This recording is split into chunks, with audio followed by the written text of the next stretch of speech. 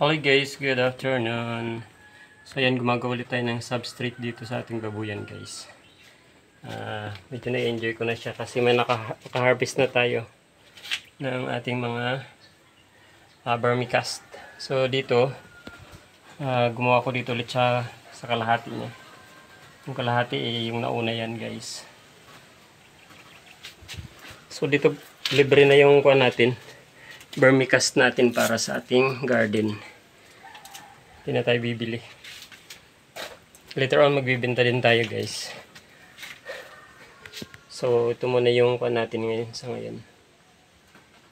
Kuha natin dito sa ating farm. Hindi lang makagawa ng maraming substrate guys kasi mahirap manguha. Kailangan natin ng mga saging. So wala tayong mapaghingian ng mga saging na madami.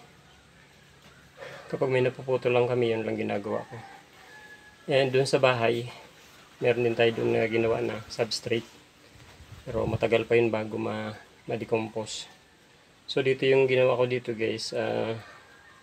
Dahil kalahati lang nalagyan ko noon. Dito sa kalahati yung ginawa natin. Para lilipat na lang sila. And then mag-harvest na lang tayo dito sa kabila din. Para hindi na mawala yung mga bulati dito guys. And then, pag marami na tayong substrate, gagawa tayo ng madami. Pag anihan na. Or mga dahon ng saging. Mga dahon-dahon, okay lang din yan guys. So, para hindi matingga itong kan natin. Itong babuyan natin dito. So, pakita ko sa inyo guys yung na-harvest natin. Guys, kung papansin nyo na yung sa kabila, bare na yan. Nakapag-harvest na tayo dyan. So, unti-unti natin na tinatanggal yan. Every 3 days siguro pwede tayo mag-harvest dyan. And dito, sa kabila, nilagyan ko na din guys para lilipat na lang sila. Wala pa kasi tayo makuha masyado ng maraming ano. Kaya minamaximize muna natin. Tsaka kaunti pa yung mga bulati na meron tayo dito. So, nakakatuwa lang at yan. May na-harvest na nga tayo guys. So, isang planggana, baka mga 25 kilos na ina-harvest natin na vermi. Papansin nyo, itim na itim siya, buhag-hag.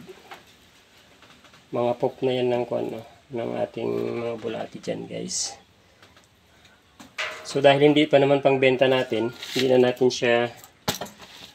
natin yan i-screen, Pero pag pangbenta, guys, dapat i-screen kasi mayroong mga dumi-dumi, katulad nito. Yung ng sako. Yan. So ito mga kuwan na ito guys. Almost 1 month. Ayan, nakapag-harvest na tayo. Tsaka hindi tayo bumili guys ng kuwan niya. Ng night crawler. Nung huli lang ako dito sa likod. Hindi lang sila makita, nandiyan sila sa ilalim guys. Nandiyan sila sa ilalim.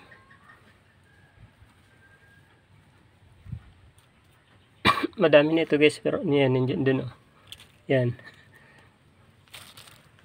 Yun. Iniwasan din kasi natin na kuan sila kasi may stress sila. So basta madami na yan guys, baka mga 2 kilo na yan.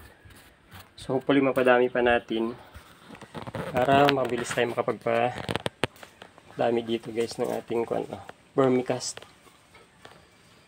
Baka mag-gardening muna tayo guys. Ito, gagawa tayo ng plot para sa sa pichay or sibuyas. Kasi madami tayong nabili doon na sibuyas. Yan. Baka next week may ma-harvest ulit tayo. Unti-unti lang. So ayan guys. Ito muna pagkabalahan natin. Yan, madami pa itong pwedeng paglagyan. Itong lalawak nito kung malagyan natin yan. Sobrang madami tayong ma-harvest. Ayan, pwede din tayo magbenta sa mga farmers guys. So hanggat may bakante, yun muna ang gagawin natin. Kung malagyan man natin ng baboy itong iba guys, mas mapapakinabangan natin yung mga pop din ng baboy. Pwede na natin siyang alternate. So dahil kaunti pa naman or wala pa tayo masyadong baboy later on, dito na natin ilalagay yung mga pop din nila. Alternate natin.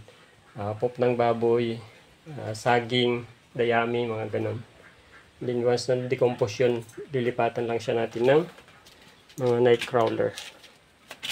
So, para kon po, magamit pa rin natin yung space natin dito. And dito guys, ang kagandahan lang kasi nito, wala na tayong puhunan. Pagod lang. No? Ito, kapag binenta po natin yan, kababa ang presyo po niyan, 10 pesos per kilo.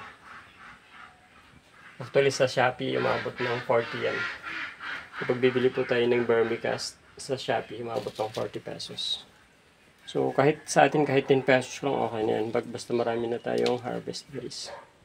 So, ayan, share ko lang. Baka meron kayong mga natinggang babuyan. Ayan.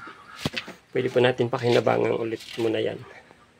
Para hindi siya masayang din guys. Okay, yan lang po. Thank you. Thank you for watching. Please follow and share na rin po sa ating videos. Thank you po.